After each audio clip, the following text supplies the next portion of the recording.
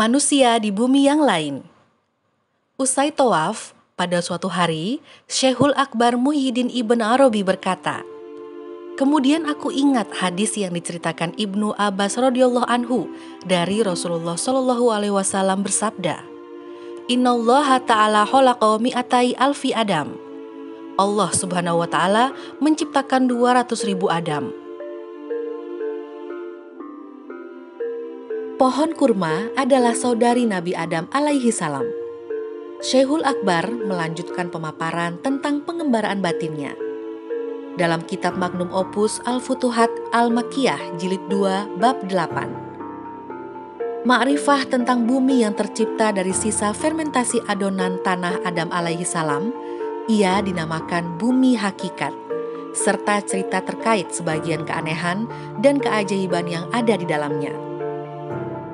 Ketahuilah, ketika Allah Subhanahu wa Ta'ala menciptakan Adam alaihi salam yang merupakan jasmani insani pertama yang tercipta, Dia menjadikannya sebagai asal-usul eksistensi jasmani manusia. Dari adonan fermentasi tanahnya, terdapat sisa yang darinya Allah menciptakan pohon kurma. Maka pohon kurma adalah saudari bagi Adam alaihi salam dan menjadi bibi bagi kita.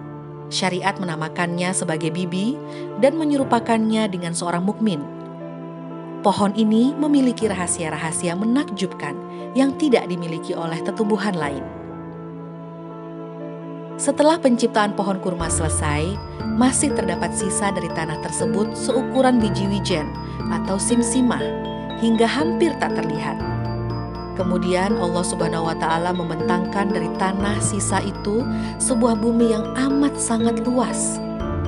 Apabila arsy dan apa yang ada di dalamnya, kursi, seluruh lapisan langit dan bumi, serta apa yang ada di bawah tanah, juga semua surga dan neraka dijadikan berada di dalam bumi tersebut, semua itu hanya akan seperti cincin yang dilemparkan ke sebuah padang pasir di bumi.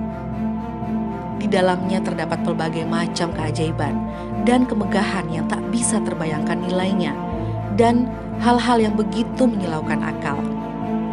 Dalam setiap hembusan nafas, Allah Subhanahu wa Ta'ala menciptakan di dalam bumi ini alam-alam yang senantiasa bertasbih malam dan siang, tiada henti-hentinya. Quran Surah Para Nabi ayat 20.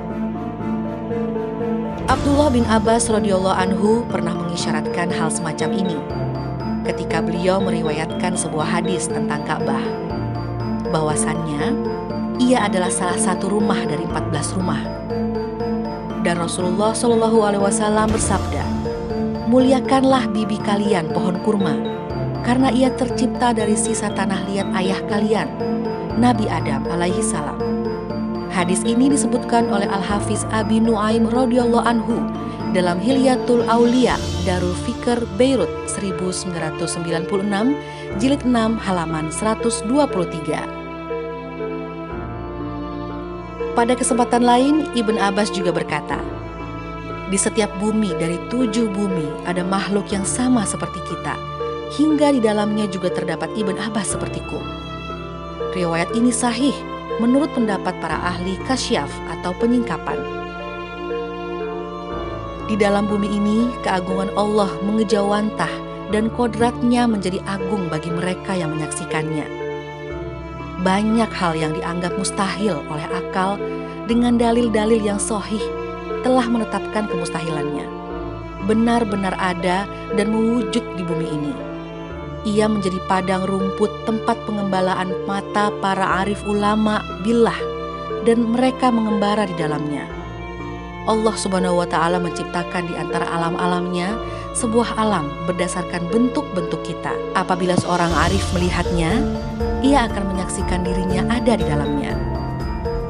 Mari kita kembali kepada cerita tentang bumi ini dan keluasannya, juga tentang banyaknya alam yang tercipta di dalamnya, dan darinya serta tajalli ilahi apa saja yang terjadi untuk para arif di dalamnya. Di sini ada taman-taman, kebun-kebun, binatang, dan benda-benda mineral yang tidak akan bisa diketahui kadarnya kecuali oleh Allah Subhanahu wa Ta'ala.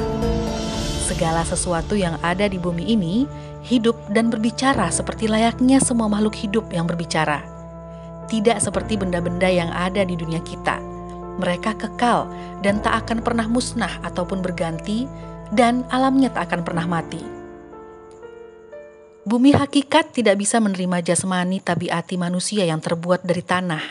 Ia hanya bisa menerima apa yang sama dengan alamnya, atau alam ruhani bagi kita secara spesifik.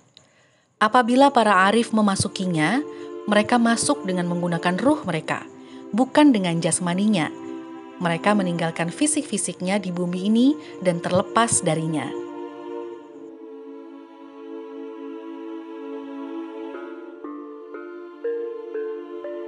Gambaran bagaimana cara masuk ke bumi hakikat. Di dalam bumi tersebut terdapat sosok figur-figur dengan konfigurasi ajaib dan penciptaan yang mengagumkan. Mereka berada di ujung lorong-lorong yang menghadap dan mengawasi alam semesta yang kita berada di dalamnya, seperti bumi, langit, surga, dan neraka. Apabila salah seorang dari kita ingin memasuki bumi tersebut, yaitu para arif dari jenis apapun, baik dari kalangan manusia, jin, malaikat, atau penghuni surga, syaratnya ia harus memiliki makrifah dan mampu meninggalkan tubuhnya. Ia akan bertemu dengan figur-figur itu di ujung lorong-lorong tersebut, sedang berdiri menjadi penanggung jawab atau muwakal di sana. Allah Subhanahu wa Ta'ala telah menugaskan mereka untuk keperluan ini. Lalu salah satu dari figur itu akan bergegas menghampiri ia yang masuk tersebut dan memakaikan kepadanya pakaian yang sesuai dengan makomnya. Kemudian ia menggandeng tangannya dan berkeliling bersamanya di bumi itu, untuk berkelana menempati bagian manapun yang ia inginkan darinya. Seraya mengambil iktibar dan pelajaran dari ciptaan-ciptaan Allah Subhanahu wa Ta'ala, tidak satupun dari batu, pohon, tanah, atau apapun yang ia lewati dan ia ingin berbicara kepadanya, kecuali pasti akan berbicara padanya selayaknya seseorang yang sedang berbicara dengan temannya. Mereka memiliki ragam bahasa yang berbeda-beda. Bumi ini memberikan sebuah keistimewaan bagi siapapun yang memasukinya, berupa kemampuan memahami semua bahasa yang ada di dalamnya. Apabila sang arif telah selesai dengan urusannya dan ingin kembali ke tempatnya, figur yang menemaninya itu akan mengantarkannya kembali ke tempat yang ia masuk. Lalu ia meninggalkannya di sana dan melepas pakaian yang tadi ia kenakan kepadanya. Sang arif pergi meninggalkannya dengan membawa ilmu yang melimpah serta petunjuk. Tanah dan bebuahan di bumi hakikat. Di bumi ini ada bumi lain yang keseluruhannya terbuat dari minyak kasturi. Jika salah seorang dari kita di dunia ini menciumnya, niscaya ia akan binasa karena kekuatan aromanya. Allah Subhanahu wa Ta'ala menyebarkan aromanya hingga sejauh yang Dia kehendaki, pun dengan sebuah bumi yang terbuat dari emas lunak berwarna merah. Di dalamnya terdapat pepohonan dari emas dan buah-buahan yang juga terbuat dari emas. Jika seseorang mengambil sebuah apel atau buah apapun lalu memakannya, ia akan menemukan kelezatan rasa, semerbak aroma, dan kenikmatan yang tak terlukiskan dengan kata-kata, bahkan melebihi buah-buahan di surga, apalagi buah-buahan di dunia. Fisik, rupa, dan bentuknya terbuat dari emas. Bentuk dan rupa buah-buahan itu sama dengan yang ada di dunia, tetapi memiliki rasa berbeda. Ia memiliki warna yang sangat mengagumkan dan ornamen yang sangat indah, yang tak seorang pun bisa membayangkannya, apalagi pernah melihatnya. Ada buah yang paling besar ukurannya, jika diletakkan di antara langit dan bumi, maka semua penduduk bumi akan tertutup dan tidak bisa melihat langit. Atau jika buah itu diletakkan di muka bumi, besarnya 2 kali lipat ukuran bumi. Tetapi jika orang yang ingin memakannya memegang buah itu dengan tangan seukuran tangan kita ini, dia bisa menggenggamnya dan menikmatinya. Buah itu lebih lembut dari udara. Tangan seseorang bisa mencakupnya meskipun ukuran buah itu sangatlah besar. Itu itulah salah satu hal di bumi ini yang dianggap mustahil dan tidak bisa diterima oleh nalar akal. Ada pula bumi yang terbuat dari perak, berwarna putih. Di dalamnya terdapat pepohonan, sungai-sungai dan buah-buahan yang lezat, dan semuanya terbuat dari perak. Tubuh para penghuninya juga terbuat dari perak. Begitu juga dengan semua bumi yang ada di bumi hakikat ini. Pepohonan, buah-buahan, sungai-sungai, lautan, dan makhluk-makhluknya semua terbuat dari bahan yang sama dengan buminya. Jika buah-buahannya diambil dan dimakan, ia juga memiliki rasa, aroma, dan kelezatan seperti layaknya semua makanan. Hanya saja kelezatannya tak bisa digambarkan dan tak bisa diceritakan.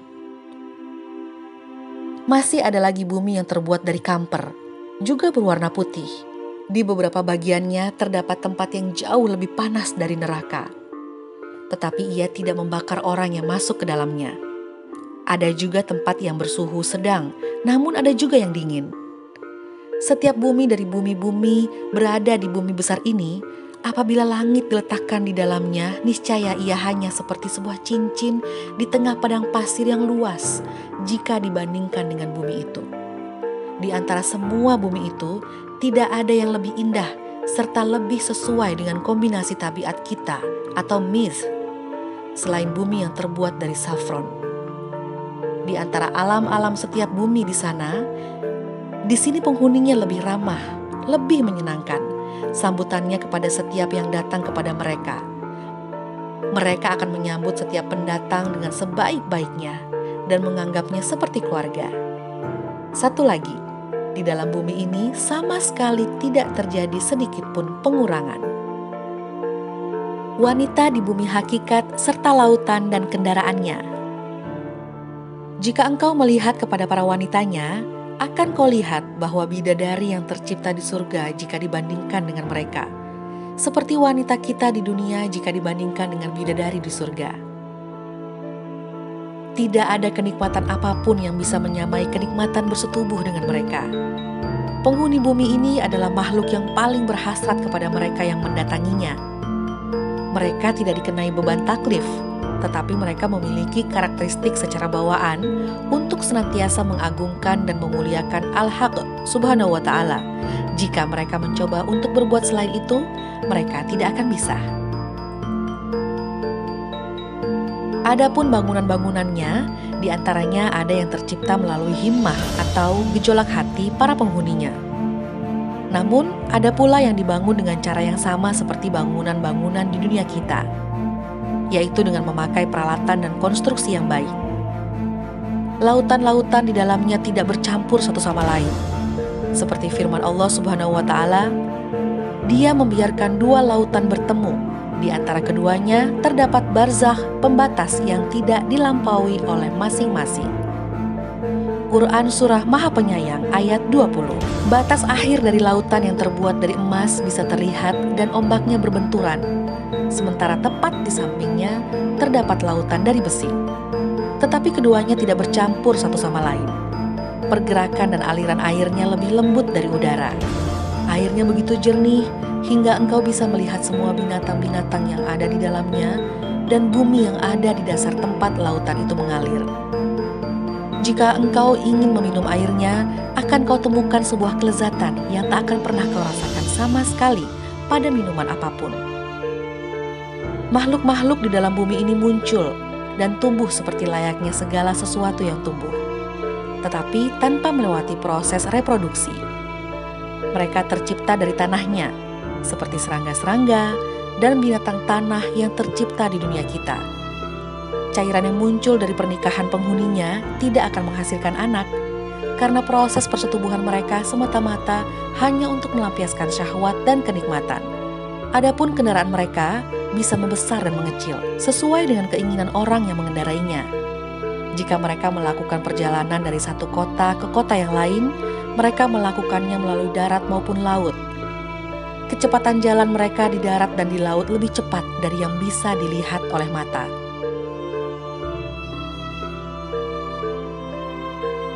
Keadaan para makhluknya berbeda-beda.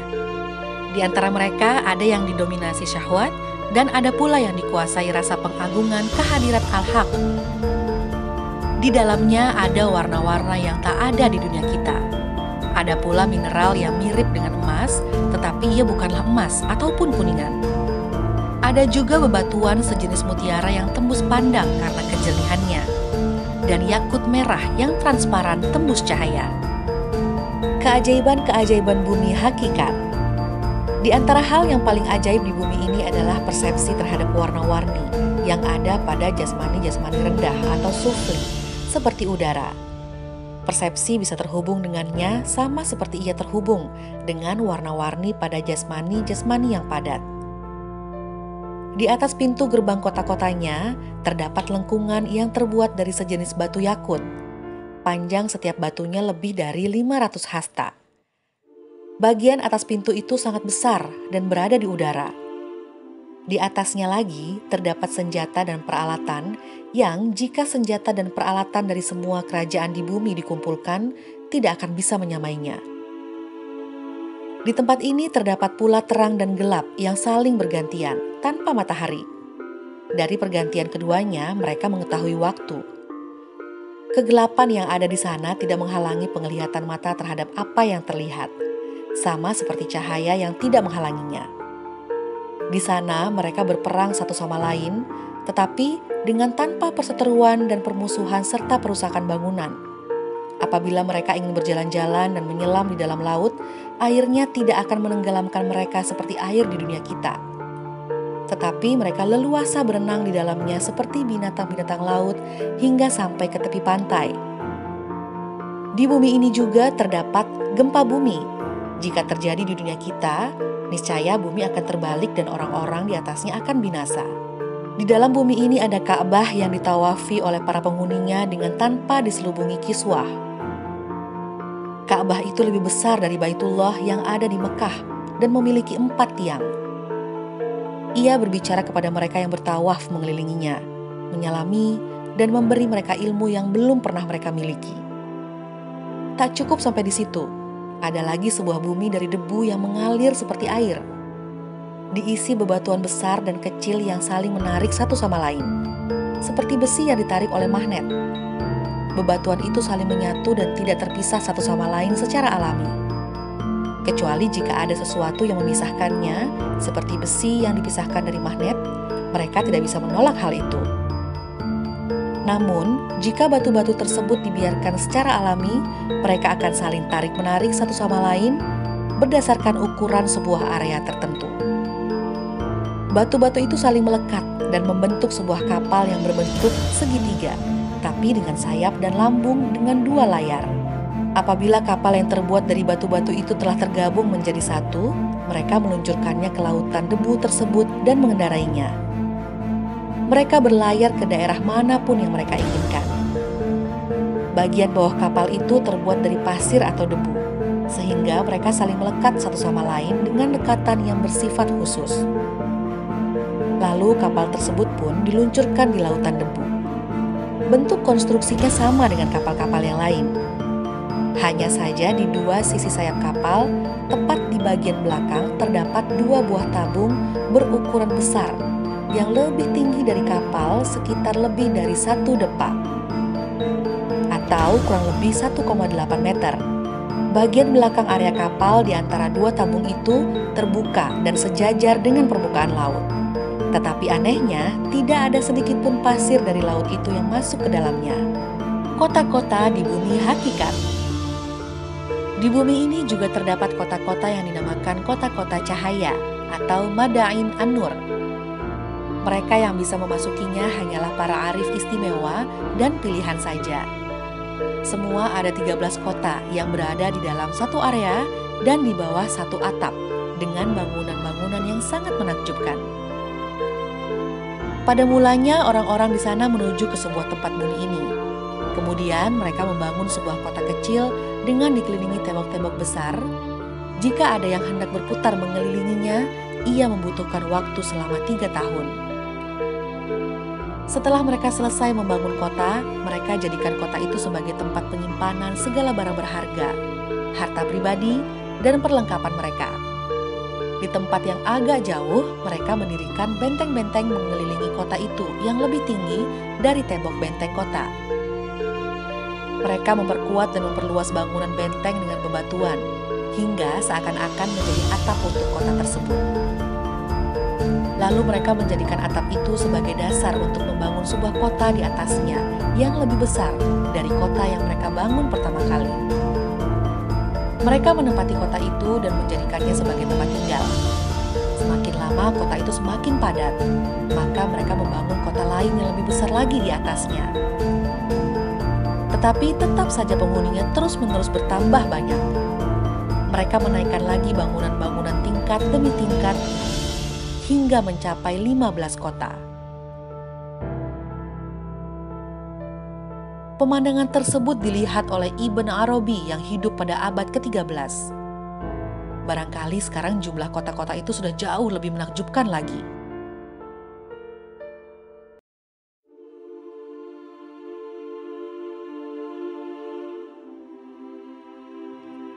Para raja di bumi hakikat. Di kota-kota itu, mereka memiliki raja-raja yang ramah dan penuh kasih sayang. Para raja itu ada yang menjadi penerus bagi raja sebelumnya. Ada raja yang lebih banyak berzikir mengingat Allah Subhanahu wa Ta'ala. Zikir kepada Allah lebih menyibukkannya tinimbang mengatur kerajaan. Di antara mereka, ada seorang raja yang disarati kebajikan, dan ia adalah seorang raja yang agung. Di antara raja-raja di bumi hakikat ini, ia adalah raja yang paling banyak didatangi oleh utusan-utusan raja-raja lain. Orangnya lincah, rendah hati, dan lemah lembut. Semua orang bisa bertemu dengannya, dan ia menemui mereka dengan penuh keramahan. Tetapi, jika ia marah, tidak ada yang menandingi amarahnya. Allah memberinya kekuatan apapun yang dia inginkan. Di lautannya ada pula seorang raja yang memiliki penjagaan yang ketat. Dia bernama Asabih. Ia sangat jarang menemui orang yang datang kepadanya. Ia jarang memperhatikan orang lain, kecuali hanya orang yang ia inginkan atau menarik perhatiannya. Tetapi, tidak untuk orang yang ingin bertemu dengannya. Berdampingan dengannya seorang sultan agung, namanya Asabik. Ia yang lebih dahulu. Jika seorang utusan datang menemuinya, ia berdiri dari singgasana dan menghampiri dengan penuh senyuman di wajahnya. Ia memperlihatkan rasa senang akan kedatangan si utusan itu dan melayani semua yang ia butuhkan sebelum meminta apapun kepadanya. Ia tidak suka melihat di wajah orang yang meminta itu terdapat rasa hina karena meminta kepada makhluk, disebabkan rasa cemburu jika ada yang merendahkan dirinya kepada selain Allah. Tidak semua orang berdiri bersama Allah dengan pijakan tauhid yang kuat. Kebanyakan wajah-wajah mereka terpalingkan kepada sebab-sebab yang diletakkan sebagai hijab yang menutupi Allah Subhanahu wa Ta'ala. Ada seorang raja lain yang dijuluki Al-Qaim bi Amrullah, atau sang penegak perintah atau perkara Allah. Ia sama sekali tidak memperhatikan tamu utusan yang datang kepadanya karena dominasi keagungan Al-Haq yang menguasai kolbunya, sehingga membuatnya tidak bisa merasakan keberadaan tamu utusan itu.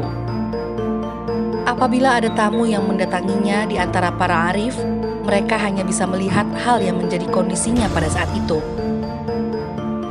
Engkau akan melihatnya terdiam, melingkarkan kedua tangan di dadanya seperti seorang hamba yang hina dan penuh kesalahan, menundukkan kepala ke tempat dua kakinya berada. Tak ada sehelai rambut pun yang bergerak darinya dan tak satu sendi pun yang bergeser. Ada seorang raja yang dijuluki Ar-Radi' atau sang penghalang. Secara kasat ia terlihat menakutkan, tetapi sebenarnya lembut di dalam. Ia memiliki kecemburuan ilahi yang sangat tinggi, selalu memikirkan apa saja yang dibebankan oleh penglihatan kepadanya. Jika ia melihat seseorang keluar dari jalur Al-Haq, ia akan segera menghalangi orang itu dan mengembalikannya kepada Al-Haq. Masih banyak lagi raja lain di sana. Mereka memiliki beragam macam keajaiban yang datang dari pengagungannya terhadap Allah Subhanahu wa Ta'ala, yang jika dituliskan semua, niscaya si penulis dan pendengarnya akan kelelahan. Jumlah kota-kotanya tak terhitung, lebih banyak dari pedesaannya. Semua raja yang menguasainya berjumlah 28 orang. Tata kelola kerajaan di bumi hakikat. Di balai kerajaan, sang raja adalah orang yang bertanggung jawab untuk rezeki rakyatnya. Setiap orang menerima jatah masing-masing.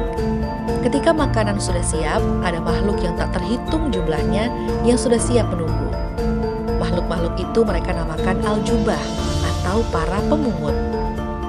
Mereka adalah utusan atau kurir dari setiap penghuni rumah. Kemudian si penanggung jawab memberikan mereka makanan dari dapur sesuai dengan jumlah anggota keluarga masing-masing. Lalu para pemungut mengambilnya dan pergi. Pihak yang berwenang membagi rezeki itu kepada mereka hanya satu orang saja, tiada yang lain.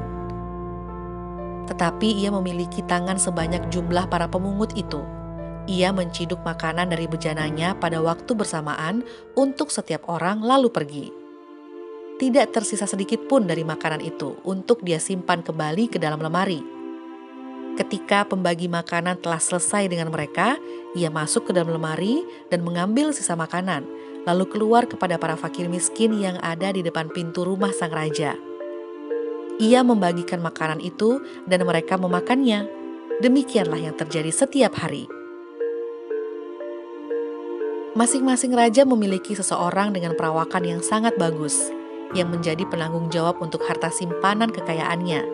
Ia dinamakan Al-Khazin atau kepala gudang. Semua kekayaan sang raja berada di tangan orang itu. Di antara aturan hukum mereka adalah jika seorang kepala gudang sudah diangkat oleh sang raja, maka sang raja tidak boleh mencopotnya lagi. Di antara mereka ada seseorang yang gerak-geriknya mengundang decak kagum. Ia duduk di samping sang raja. Ia adalah arsitek yang telah membangun rumah-rumah dan kota-kota untuk segenap rakyat. Sebagaimana pembagi rezeki, di pasar pun demikian adanya. Di tempat mereka menukarkan uang, hanya satu orang saja yang melayani penukaran untuk semua kota. Ia berada di bawah kekuasaan raja yang menguasai kota-kota itu. Demikianlah mereka mengelola semua perkara yang bertanggung jawab hanya satu orang, tetapi ia memiliki asisten. Segala sesuatu yang mustahil di dunia bisa terjadi di bumi hakikat. Para penghuni bumi hakikat ini adalah manusia yang paling banyak memiliki makrifat tentang Allah Subhanahu wa Ta'ala. Segala sesuatu yang dianggap mustahil bagi kita oleh akal melalui bukti-buktinya akan kita temukan di bumi ini menjadi mungkin dan benar-benar terjadi. Sesungguhnya Allah Maha Kuasa terhadap segala sesuatu. Quran Surah Sapi Betina ayat 20. Allah Subhanahu wa Ta'ala Maha Kuasa menghimpun dua hal yang saling bertentangan, mewujudkan satu tubuh di dua tempat sekaligus, menjadikan sebuah aksiden berdiri sendiri atau secara mandiri tanpa melalui keapaan apapun, dan bisa berpindah-pindah atau menjadikan sebuah makna melalui makna. Setiap hadis dan ayat Al-Quran yang disampaikan kepada kita yang tidak bisa diterima oleh akal dari segi lahiriahnya, akan kita temukan semua itu mengejawantah secara lahiriah di bumi hakikat ini.